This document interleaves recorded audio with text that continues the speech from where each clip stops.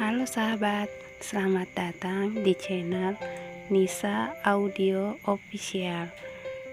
Jangan lupa setelah menonton, klik like, komen, dan subscribe ya. Terima kasih. Daniel sangat gelisah, bingung akan sikap Nisa yang sampai-sampai memilih pulang padahal hari masih pagi. Nisa yang biasa terlihat tangguh, mesti sering dikerjai sang bos, tiba-tiba berubah sangat lemah dan ketakutan, seperti memiliki trauma mendalam akan pria yang bernama Guntur itu.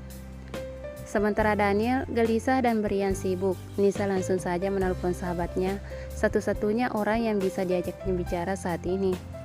"Halo Nis, tumben jam segini telepon, bukannya kamu lagi kerja?" tanya Pani begitu mengangkat panggilan Nisa. "Pan, kamu di mana?" Aku takut," ucap Nisa terbata. "Kamu kenapa Nis? Ada apa? Apa ada hal buruk?" tanya Pani. "Nanti aku ceritakan, aku harus ketemu kamu," pinta Nisa memohon.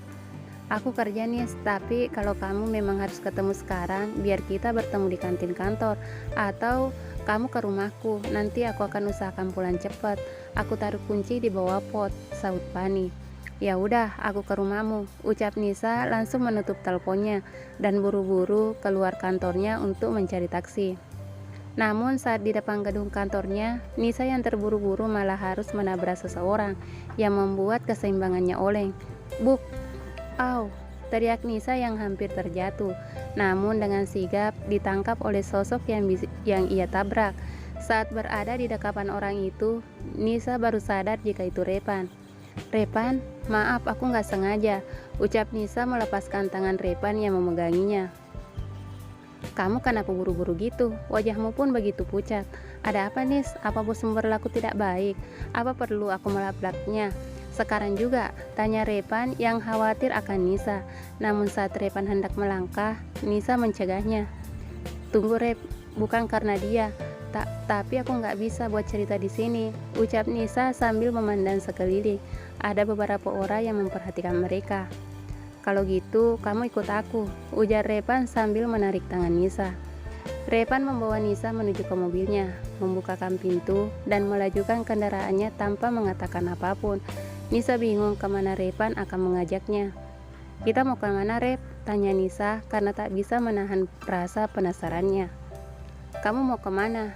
Biar kamu bisa leluasa bercerita. Aku yakin masalahmu pelik. Wajahmu sudah mengatakan semuanya," sahut Repan tegas. "Aku nggak tahu. Tadinya aku mau ke rumah Pani. Hanya itu yang tadi terlintas di pikiranku," jawab Nisa jujur. "Ya udah, kita ke apartemenku. Biar kamu leluasa bercerita. Kamu percaya kan sama aku?" tanya Repan. "Iya Rep, terserah kamu saja," sahut Nisa. Sesampainya di apartemen Repan langsung mengajak Nisa ke unitnya. Repan menyuruh Nisa duduk dan membuatkan minuman agar Nisa bisa tenang dan mau bercerita.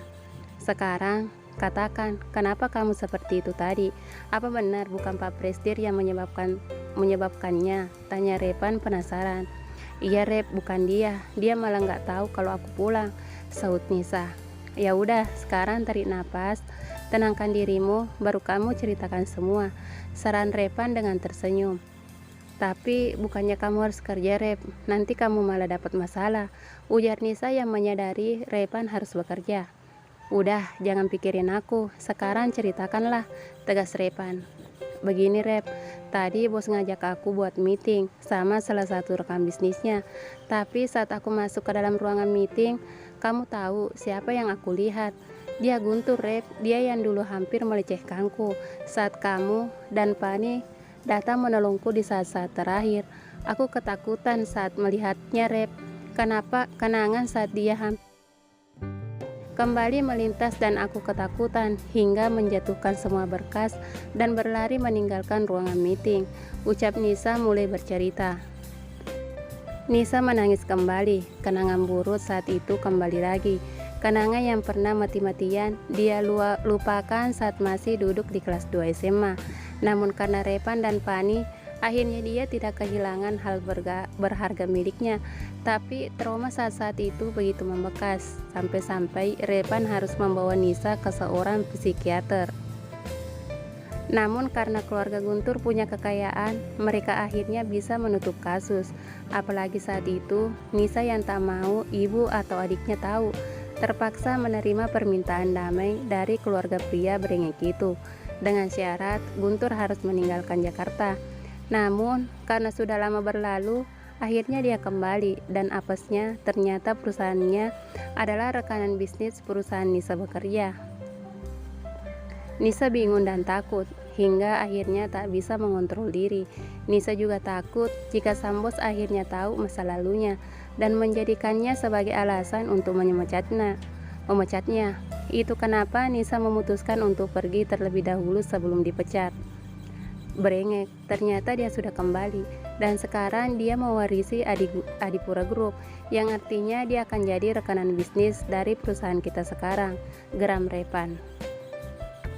Jadi aku harus bagaimana, Rep? Apa aku berhenti saja? Lagi pula aku yakin bos akan marah besar karena aku sudah mengacaukan meeting. Nisa mengutarakan isi hatinya.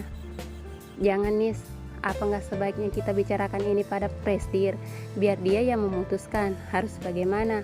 Aku yakin Pak Prestir tidak akan begitu saja marah. Beliau pasti akan meminta penjelasan darimu. Repan menjelaskan.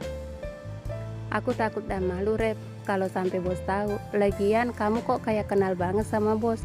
Tanya Nisa penasaran. Aku mau jujur padamu, Nis. Sebenarnya prestis perusahaan adalah kakak tiriku yang waktu itu aku ceritakan. Makanya aku tahu bagaimana dia, kata Repan jujur. Apa, Rep? Kenapa selama ini kamu gak bilang?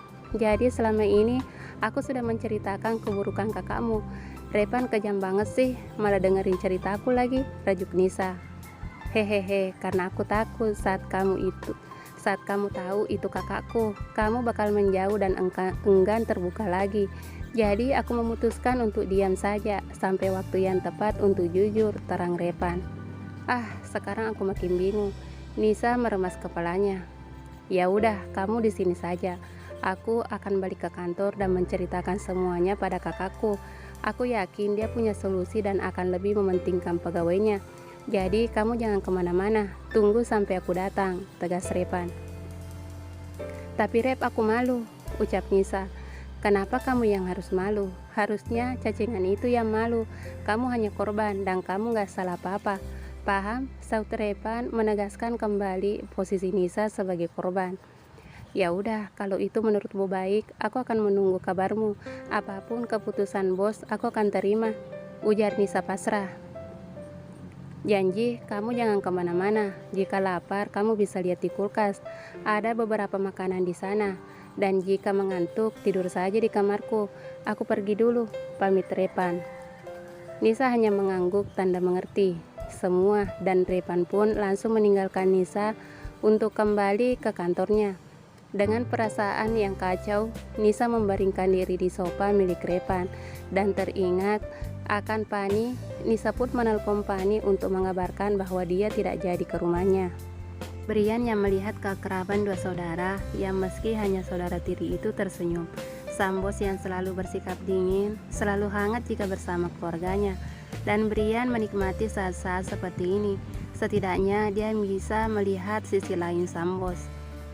Kan kakak tahu aku mau berprestasi di pekerjaanku dan itu benar-benar berdasarkan hasil usahaku.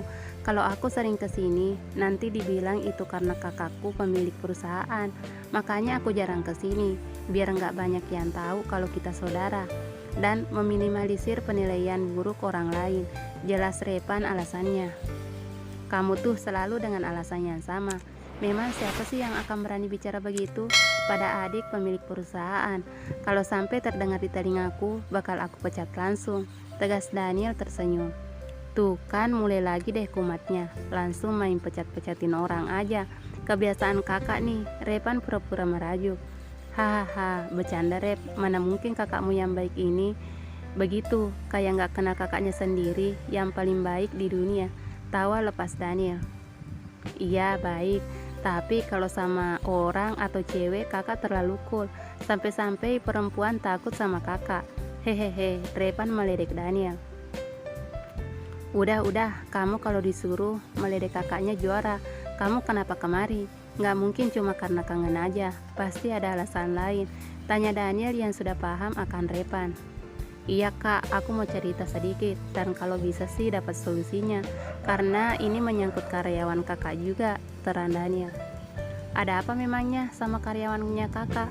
Kamu nggak lagi PDKT sama salah satu dari mereka kan? Daniel penasaran.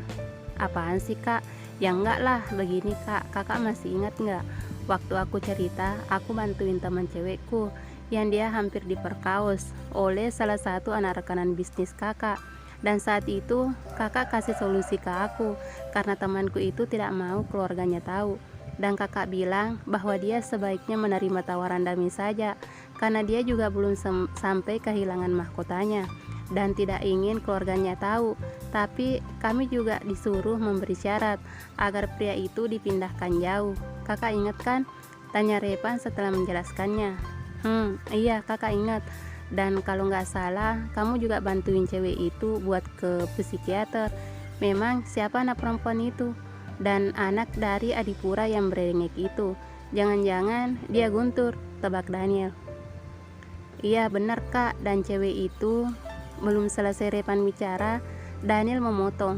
Jangan bilang temanmu itu Anissa yang jadi wakil Brian, tanya Daniel.